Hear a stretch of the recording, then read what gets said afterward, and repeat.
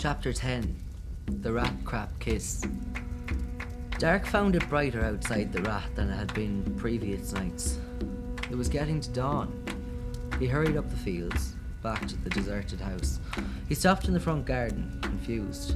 The door was wide open. He called the dogs. They came out wagging their tails, unperturbed.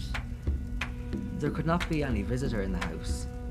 Maybe he had left it open, though he never made mistakes like that. Dark took a long time in the shower, letting the heat of the water soak into him. He gathered some things in an overnight bag. Then he sat in the lazy boy by the Aga watching telemarketing on RTE1 and hoping to doze, but he was too anxious. Not long after first light, Joey opened the front door. He was carrying a large pot of stuff for the dogs. He lifted the lid. It looked like mashed potatoes, lumps of sausage, gravy, and things that looked very like Maltesers. Dark showed him where the bin of dog food was, but he said, "Them shop dog nuts no good. Same shite every meal. No person could stand it." His voice went a little bit high, and again Dark had a flash of worry about leaving him in charge. Maybe he should phone Brian later to check that Joey was not also supplementing the calves' diets. But there was no time for any hesitation now. The red truck was bouncing up the lane. The dogs were disconcertingly happy about being left in Joey's company. The red drove even more like a lunatic than usual, scratching the big lorry off branches as he tore around the bends with the suspended cabin bouncing like the head of a bobblehead doll. They were at the hospital before 8. This time he drove right into the hospital grounds and carefully parked the truck beside the main door, across 3 spaces reserved for the consultants. As they made their way to the ICU, a surprised porter said to them, "There's no visiting at this time of day, boys." Dark attempted to explain, but the porter wanted them out. He was only following regulations.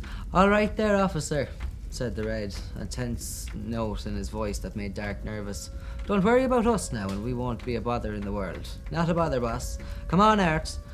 The man stared down at the Red as if he was trying to think of something to say. Then he rubbed his sleepy eyes and walked away. When they got to the ICU, the doctor with the long hair, Leah Cannon, stood up. It looked like she'd been sitting there next to Dark's mum for a while, holding her hand. She nodded to them and left. Dark's mother didn't stand.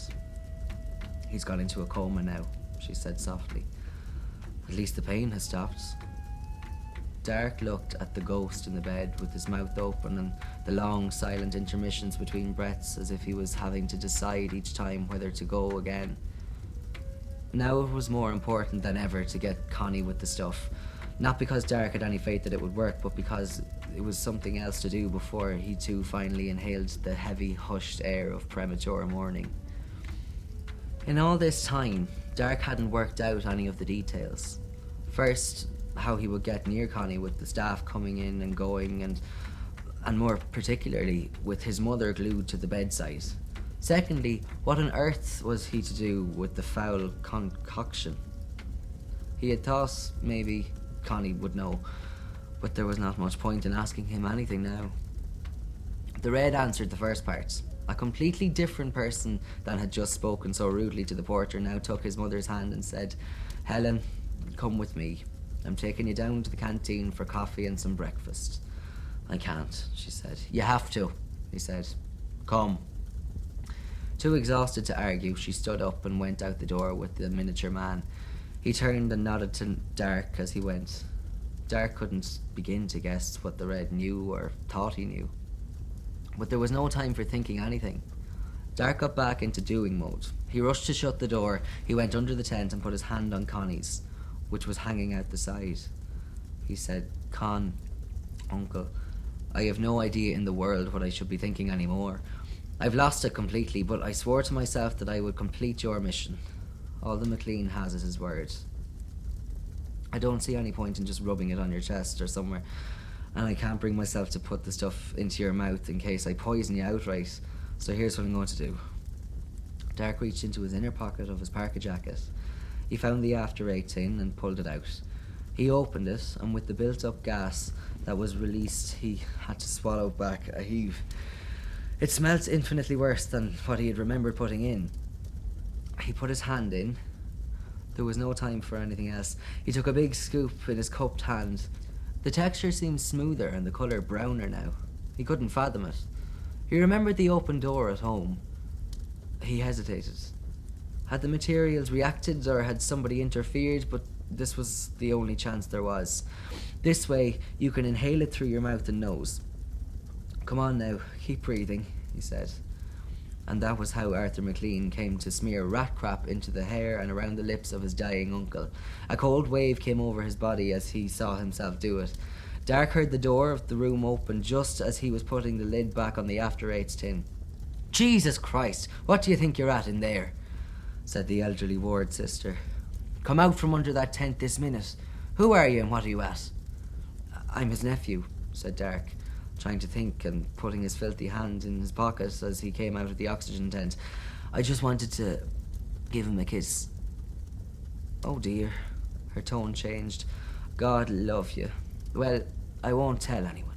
But don't go in again. You can't risk bringing an infection in on the poor man.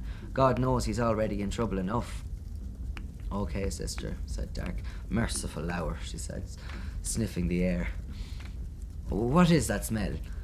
I don't know, said Dark. I think they were spreading manure on the lawns when we were coming in. I'll just shut the window here. The ward sister bustled off, and in a minute Dark's mother and the Red were back. Well, that was the fastest date an elegant man ever had, said the Red. If I was more sensitive, hunk, I'd think your mammy isn't all that fond of me, Arturo. Sorry, Bartholomew, I had to get back, said Dark's mum. Lord, what is that smell? Arthur, did you bring something in on your boots? Will you call that woman back here and ask where the hell my breakfast is? They all turned to see where the voice had come from. Connie's wilted neck was trying to lift his skull off the pillow. None of them said anything. Dark couldn't. Neither could his mother. Dark had not the courage to believe what he was seeing. It had to be a death gasp. But Connie spoke again. Mother of the Divine, what is that unmerciful smell? They kept looking at him, and there was no sign of his head dropping back. The Red gave Dark a heavy slap on the back and addressed Connie. Where the hell have you been, Chief? Connie's face darkened. At the bottom of the sea, he said slowly. And then, seeing the nervous effect his words had, he gave a sound that had the makings of a laugh and added, And let me report to you, friends, it's a bit damp there. The Red let out a bellow of laughter. I leave it with you then, fool, he said to Dark. Give me a holler when you want a cattle rig to bring that there buffalo home. Dark went to the bathroom to scrub his hands. He did it slowly, thinking that if this was a hallucination, he wanted it to be over when he came back out. The ward sister heard the commotion and came back. Lovely lady, Connie said. I would be forever indebted to you if you could bring me a jug of that porridge I can smell down the corridor. She turned and soon came back with the others. The two other nurses from the desk, a porter and the doctor, Cannon. She also brought a bowl of porridge. The staff stood just inside the door for some seconds, not saying anything. Then the sister gave the bowl to Dark's mother along with a teaspoon. She blessed herself and left the room. Another nurse whispered to the doctor, I think the poor dear has soiled himself. I should discreetly give him a little wash before we let the food in. No, said the doctor, who was still staring. No thanks, Mags. Just leave them for now. I don't suppose you're going to say, what were you doing when the nurse saw you in the tent earlier? She asked, staring at Dark. She stepped back a little as she looked at him. What kind of kiss exactly was it that you gave this man? She looked back at Connie. She had noticed the black marks above and below his lips. Dark suddenly remembered her Congo research. He couldn't begin to guess what she was thinking about him. Dark's mum took over. She took Leah Cannon by the arm and led her over to the bed. Connie, she said. I don't know if you're aware of Dr. Cannon before. If anyone has kept you with us, it's her. She's been attending to you night and day.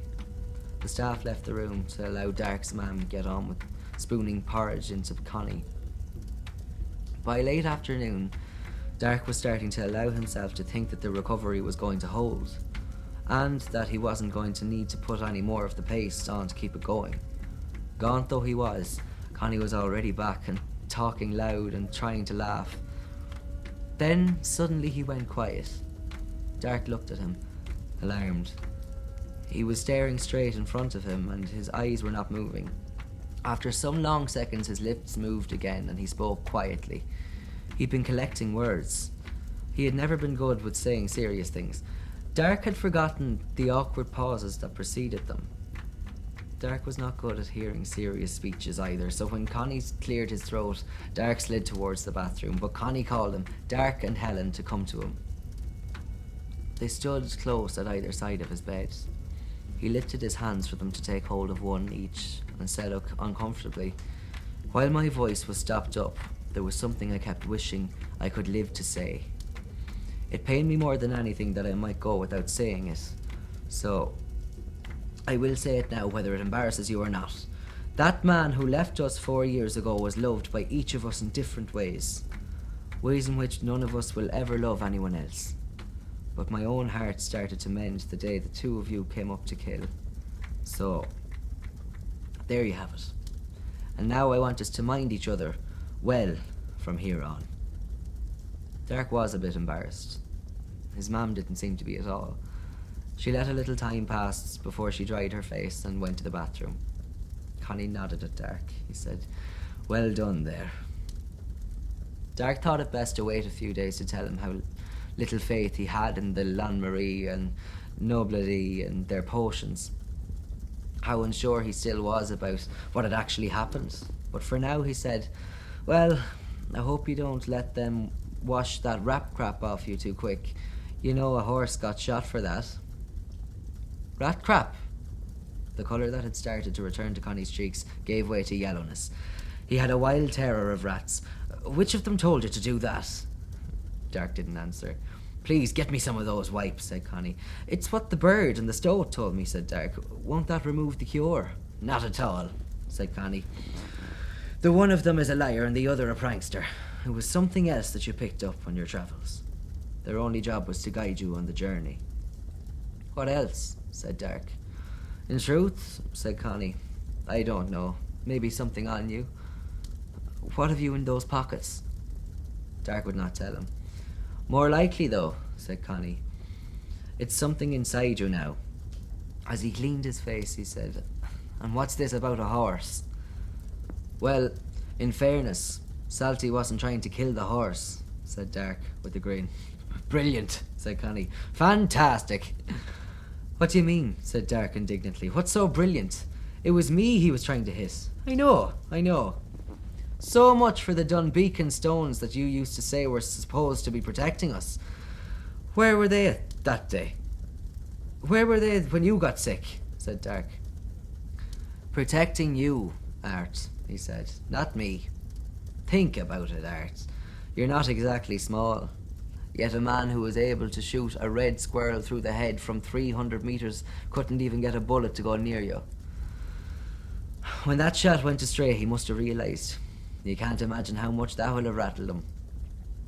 He trapped me in the lower field too, by the way," said Dark, feeling upset at Con dismissing the ordeal so lightly. "Did he? And tell me then, how did you get out?" "I walked out," said Dark, realising he wasn't persuading Connie. "Listen, the second bullet was much closer. And who was bitten by the enchanted rodent that he sent to bite you?" Dark was silent. Dark was finding it hard to take any of this in. "Sorry, Art. I'm not saying it's great what he did to you. Any average person would have just given up. I'm just saying it's great that you riled him enough to draw him out from cover. I've tried to do that before, you know." Dark thought back on all the pranks and taunting of Salty that he had assumed Connie and the Red had engaged in purely for entertainment. "He has a lot of track covering to do now," Connie continued. "And with a bit of help from us, that may turn out messy for him. I'd say you're not going to be helping anyone do anything for a while," said Dark. "It'll take time for you to rebuild enough strength to even support yourself. A few days, maybe, at most," laughed Connie. "But what harm when I now have people I can give instructions to? I can do it all from the armchair. I won't mind that at all." He told Dark that he was going to be home in 2 days and that he wanted Dark to have the Red and Sergeant Curtin there. We need to strike while Salty is still trying to cover up. Sorry, Connie, Dark said, but I don't think they'll be letting go of you until you are solid again. They know they made a mistake in releasing you the last time. They won't want to repeat that. You know they were planning to slice up your brain to see if you had lesions. They thought I had mad cow disease, I guess. Or else that it was something to do with witchcraft from the Congo. Well now, that's a good one. How did you know of what they were discussing, by the way? Asked Connie, with something that sounded pretty close to admiration. Said Dark. I might have some useful friends of my own. Connie laughed. Dark wanted to stay a day or two, just till he could be sure. But when Connie heard who Dark had deputised to take charge at home, he became very anxious for Dark to go back immediately. Joey is my friend and he's sound, said Dark defensively. He'll take care of the animals better than anyone. Sound might not be exactly the right word, Art, said Connie. The animals are in good hands for sure, you're right about that. But if the farm inspectors come while he's in charge, things might not go so well. I thought you'd heard about the misunderstanding about Joseph Banner's hens. Of course I knew that, said Dark, trying to figure out what Connie was talking about. Then the pieces of the stories he had heard from before he knew Joey came back to him. So he was that Joey, the one who had been selling bantam eggs to neighbours since he was a small boy, until he got a letter from the Department of Food telling him that he was contravening EU food safety regulations and that his poultry could be confiscated. He took it to heart, loaded the old Hammer action shotgun and locked the hens in the kitchen with him. After a 10-day siege that no one else knew about, he concluded it was better to kill the beloved birds himself than let strangers come in for them. He shot them, one by one. Dark remembered now that Joey had no bowl to bring sausages across the river in, and that he was rather deaf. That was ages ago, said Dark, trying to look unfazed. He's completely sound now, isn't he? Sound as a hound, but poor Joey has never been all that well disposed to anyone wearing a tie since that time, said Con. It might be best to phone the Red for a lift home. He's probably not far away. After the Red had dropped into the house and driven away down the lane in Kill, Dark went to bed and slept better that night than he had in a long time. In the morning, Joey was disappointed to find him there. The dogs still got their treats before Joey headed away, grumbling. Dark inspected what they were eating more closely and noticed that, as well as the chocolate, there was potato and jam. Psycho got snappy with him when he tried to take the bowls away. On the way to school, Dark decided he wouldn't say anything about Connie. He didn't want to jinx it. Maybe he would even wait until Connie was back to his full noise levels before he would say anything. But his face must have revealed something had changed. 2 teachers asked him on their own ways. Before school, Mammy Una came across the yard and said, "Well, honey, how are things on this beautiful morning?"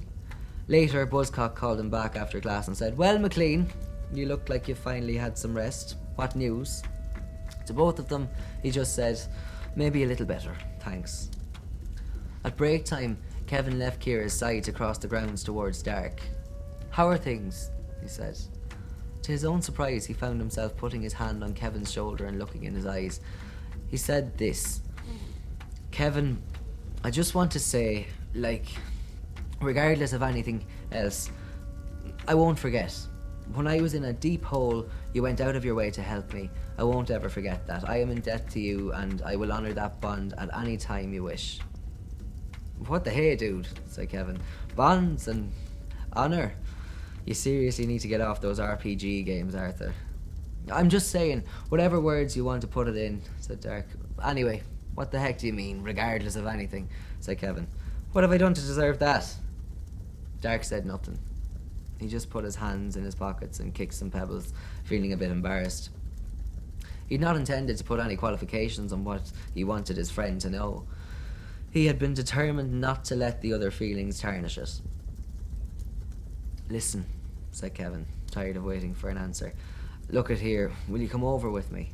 He grabbed Dark's jacket sleeve and with surprising strength he pulled Dark. Dark could see where they were going and didn't resist very much. He just became very nervous. Kevin was fed up and kept saying, "Just come on, will you big clown?" When he was a metre in front of Kira, Kevin said, "Right. Now, I'm just tired of the two of you. One of you is more boneheaded than the other. Will you bloody well talk to each other, please?" He walked away. "How was your uncle?" she asked, after a bit. "Maybe a little better," he said, still not really able to look at her, though he could feel she was staring straight at him. "Why have you been avoiding me?" she asked suddenly. Dark didn't quite know what to say to that. "You've been staying at the furthest distance you could get from me in the school grounds, and looking away whenever I look at you." She was so angry that she almost started crying. "I don't understand what I did wrong." "I thought," Dark started, "when you didn't answer my texts and you didn't let me talk to you after you were in Micheál's office. After Micheál phoned my parents, my dad went mad and took my phone. So I'm sorry, but I didn't get any of your texts." Dark said nothing. "And he checked my messages," she continued. "He announced to my mum that Micheál was right. I was hanging around with one of the bogger trotters from the kill." She paused, and her frown melted to a grin. "What? I'm only relaying what he said. It's not like that's what I think." "Maybe." "What do you think?" he said. "My dad has theories on everything," she continued. "Yeah, when he has his golf club committee around, he always says Kill was never civilised. No Viking, Norman or Cromwellian ever ventured into these bandit hills, and that you can't even tell the travellers from the uncouths. He pretends he's joking, but he's not really. Funny business goes on out in the valley," she mimicked. "And what do you think? Mammy Una lives out in those hills too, you know." It was true. Dark had only found out recently that she lived with Queenie. True, but irrelevant. "Who?" "Miss Moriarty," said Dark. "Sorry to have to admit this," she shrugged. "It makes my dad sound worse than he really is, but Miss Moriarty living out in Kill wouldn't necessarily redeem the locality in his view. He says that if it weren't for the tyranny of the trade unions, unbalanced people like her would long ago have been kicked out of teaching. She's unbalanced, of course, because her partner is a Battykill native. Nothing whatsoever to do with the partner being a woman. Because my dad is, of course, not in any way uncouth." Dark decided not to tell her how his mom joked with Connie about the doctors and the bankmen of the mullet establishment. The small-town embarrassed classes, she called them. He wasn't quite sure what that meant, but he was pretty sure that Kira wouldn't appreciate it very much. Instead, he merely repeated something Connie had said. The night one of the less regular card players made the mistake of skitting about Joey Banner, saying he was unbalanced. "You say Banner's unbalanced, like that's a fault. According to Connie, the least interesting people are the balanced. I myself strive to avoid balance in all things." "Well, I suppose we each have our natural talents," said Kira. Dark was only beginning to realise that she was teasing him. "Anyway, the next day," she said, "Micheál just brought me in to gloat and tell me that my dad was talking about sending me away to boarding school or getting the Kill Go Boy expelled if I started falling into bad company. That was why, at first, I was confused and scared." "And now?" said Dark. "Are you not still scared of being sent to boarding school?" "I was never scared of that," she said indignantly. "That would never happen. My mum wouldn't allow it. She gave out yards to Dad when she found he'd read my text and thrown my SIM card away. Dad makes a lot of noise when he's angry, but he wouldn't try that. But getting you expelled, I know you wouldn't exactly resist. You would probably have gone willingly, having already half expelled yourself. I didn't really want to test him on that, irritating pain though you might be. Micheál can't even look at me in the eye anymore, let alone expel me," said Dark. "Whatever," she said dismissively. "Anyway, here we are again. I've told you everything as usual, and you've told me nothing as usual." Dark was quiet for another minute. Then he said, "Do you want to go for a walk?" "Yes." Where? A cup of coffee, maybe, said Dark. This time she fetched her bag. 2 days later, Dark's mom brought Connie home. He needed help getting out of her car, and he told her that she'd need to get something less dainty than an Alpha if she wanted him to be seen with her. Once he had fully unfolded, he was able to stand and make his way inside to his chair, from which he immediately asked why the Red and Sergeant Curtin weren't here yet. For a messer, he could be pretty single-minded. They were on their way. After tea, Connie said to his assembled group, "Right, no time to waste. The rat has stuck his head out of his den. Arthur tells me Salty has a deer rifle. I doubt, given his record, he has a licence for that, Jim." "No way," said Sergeant Curtin, "but you'd have to prove he has one." "I believe he may have been after burying an animal in the last few days," said Connie to the Red. "It shouldn't be too hard to find the fresh grave at this time of the year, before he gets to plough over the ground. You might give a quick nosy about up there and see where the JCB has been at work. Maybe the bullet stayed in the skull." "Only home a few minutes and he's already getting orders," grumbled the Red. "He can't do that, Connie. It's too dangerous," said Dark, very alarmed. "Don't worry, Art," said Con. "Salty won't see him." "Arthur is right, Con," said Curtin, putting on a slightly more officious tone. "It's good that there's a sensible person in the house." The Red and Connie just looked at each other and laughed. "Sometimes sensible, at least. Not like some," said Dark's mam, coming in from the back porch to get her reading glasses. She went out to her papers again. "At times, I think the town people here are right," said Curtin in a lower voice, scratching his behind.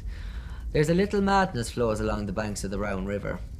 Anyway, you're putting a little man in harm's way with this mission, Connie. I'd be better do it myself, officially. The Red is not exactly inconspicuous." The Red puffed out his chest, covered tightly with a luminous yellow Village People t-shirt. "I can see you're in disco mode today, dude," said Con to the Red, "but maybe you should take off the gloves at least." "Blow it out your ass, cowboy," said the Red, as he pulled white cotton further up his stout forearms.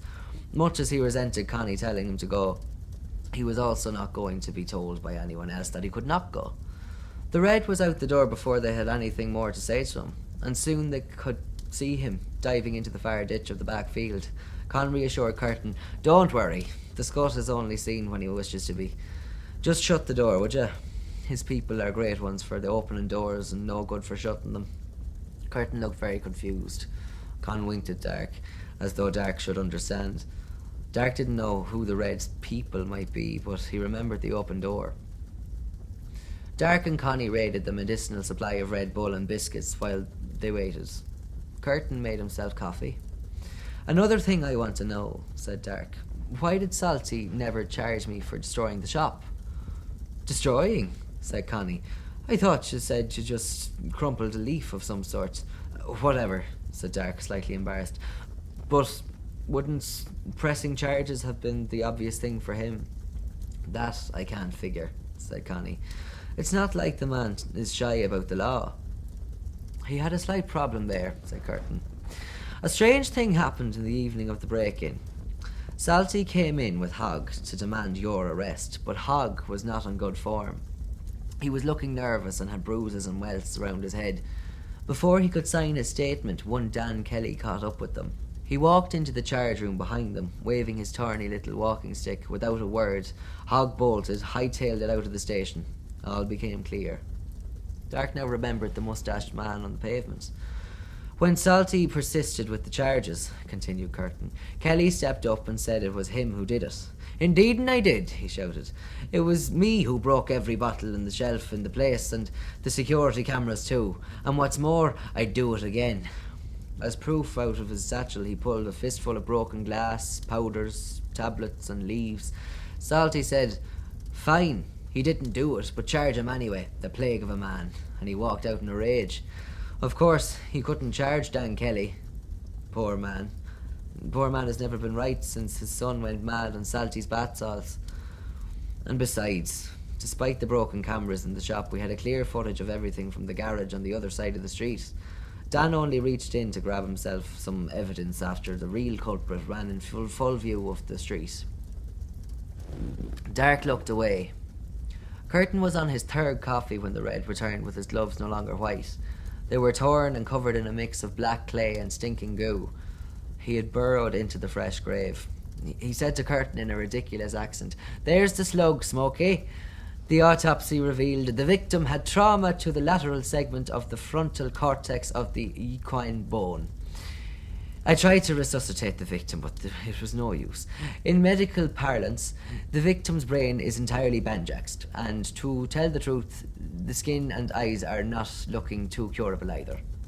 He placed the filthy bullet on the plate of fig rolls. Dark's mum, who had come back in to see what the noise was about, had to leave the room with her hand over her mouth. Connie asked Dark to wash the thing and put the biscuits out on the sill for the robin. When the agricultural officials arrived in the fleet of cars the next day, Curtin was back.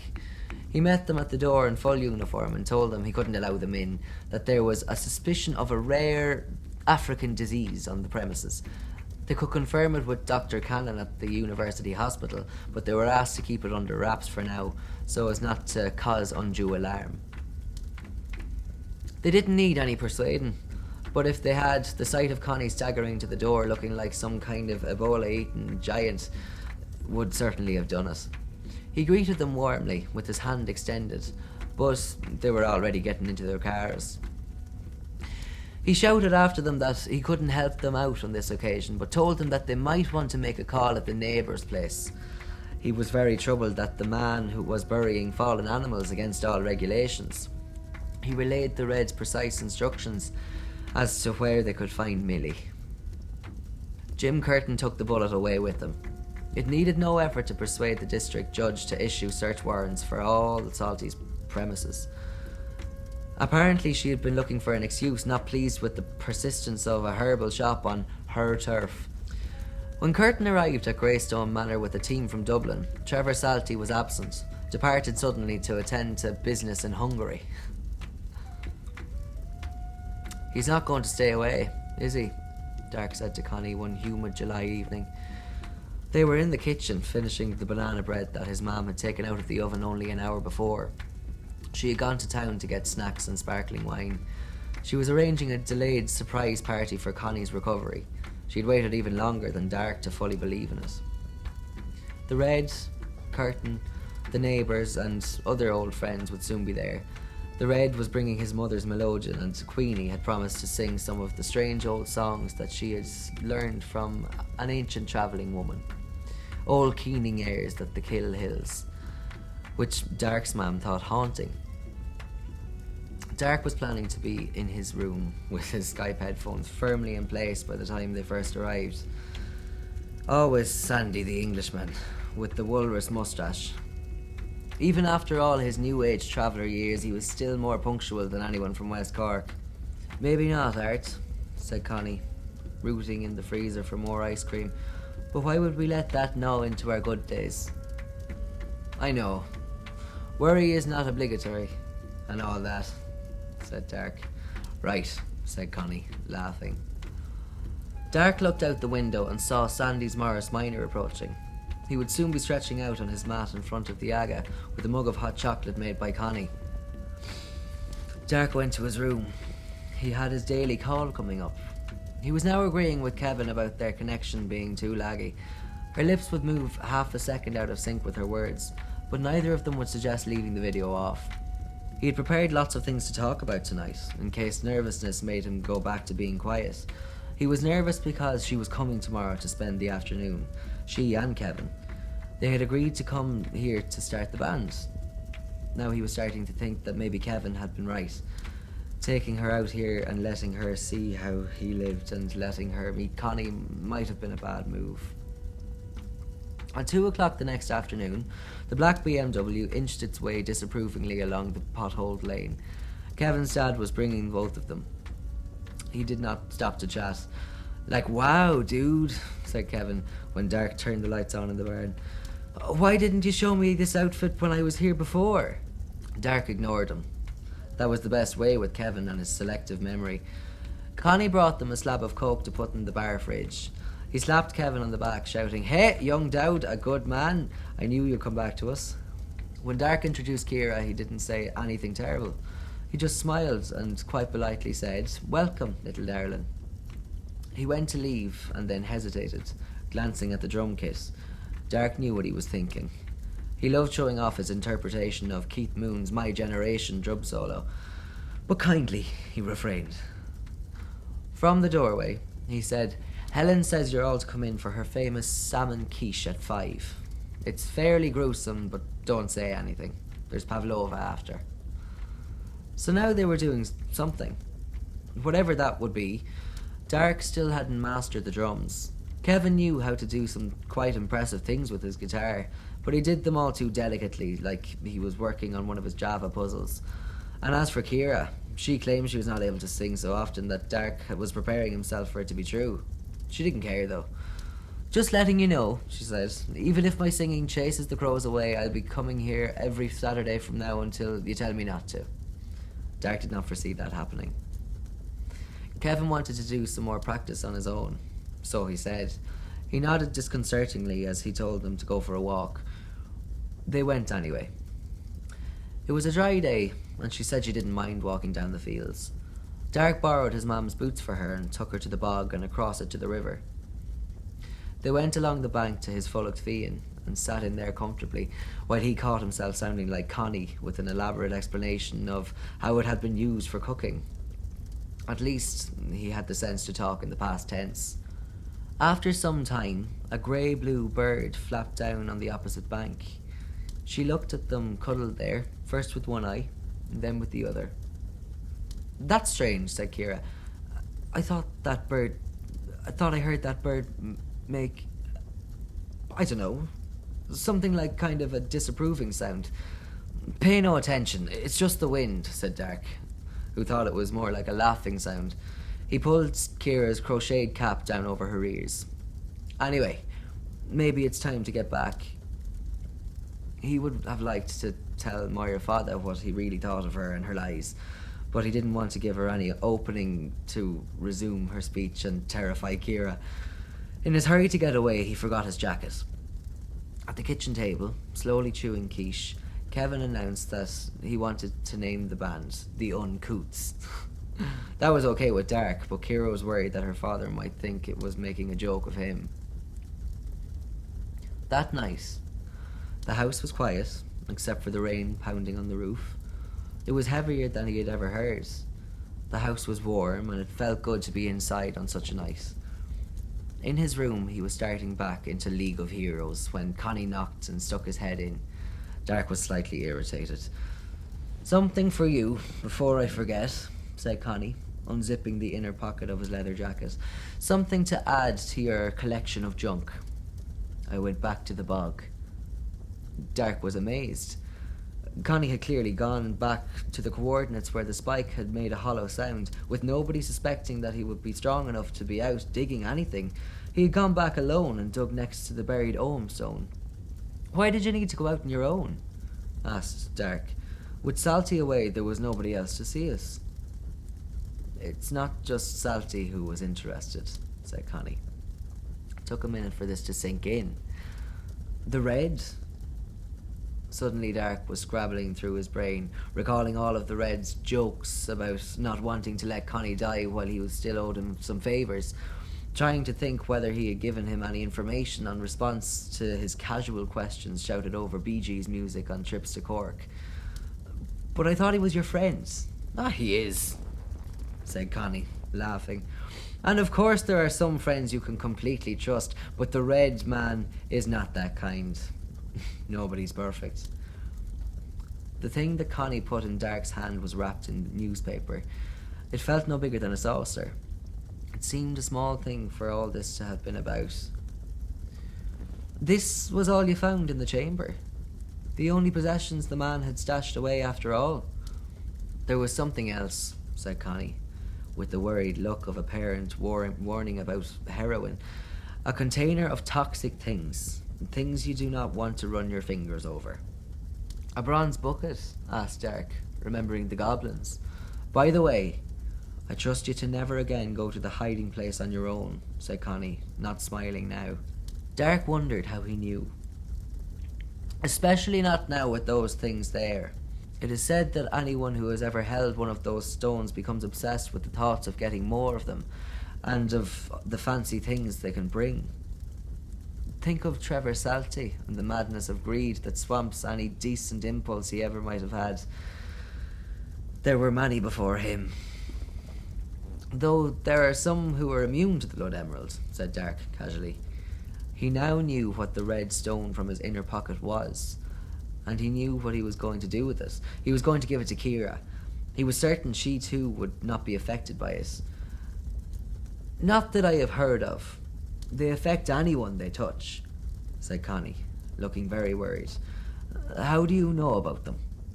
They did not affect Dark, he was quite sure, and they wouldn't affect Kira. He would show that. She could hold it forever and not be affected by it, only admire it. What are you not telling me? Asked Connie. Dark suddenly remembered.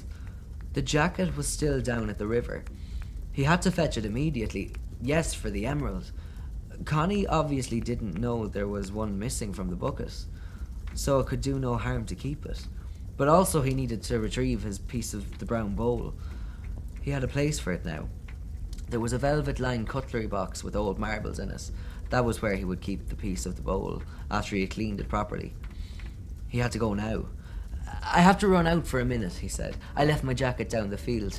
Not in this downpour. I have to, said Dark. Okay, where is it? I'll go on the tractor to get it for you, said Connie. Down by the river, said Dark.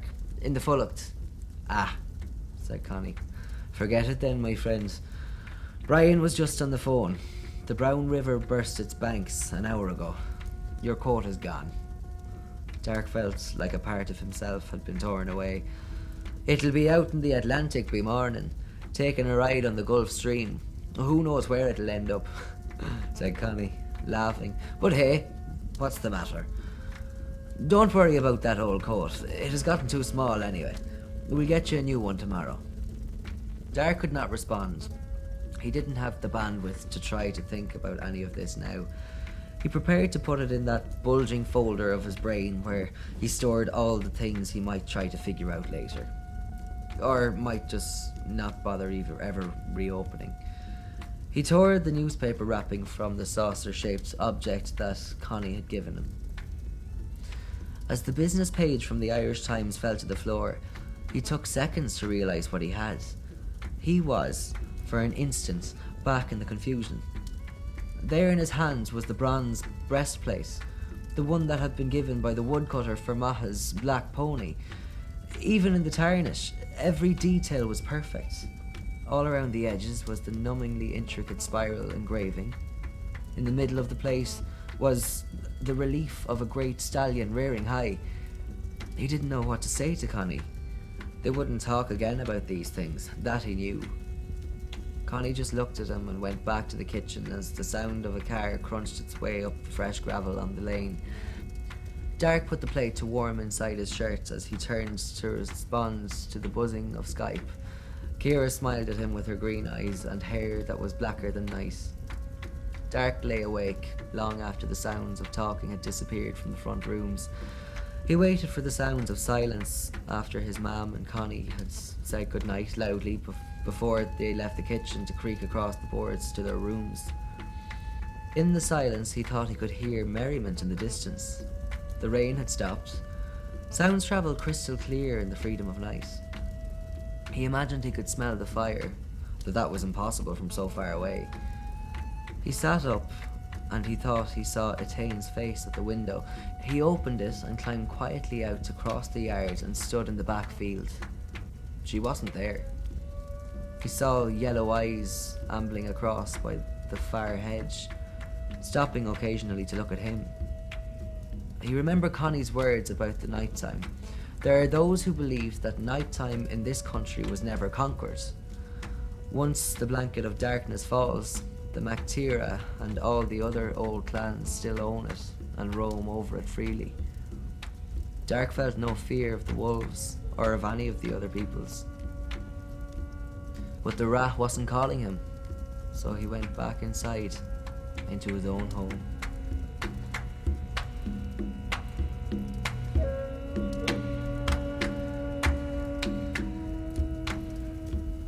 You can watch every chapter on this channel and welcome. If you enjoy it, let other people know. And if you can afford to, do treat yourself to a copy of this beautiful book.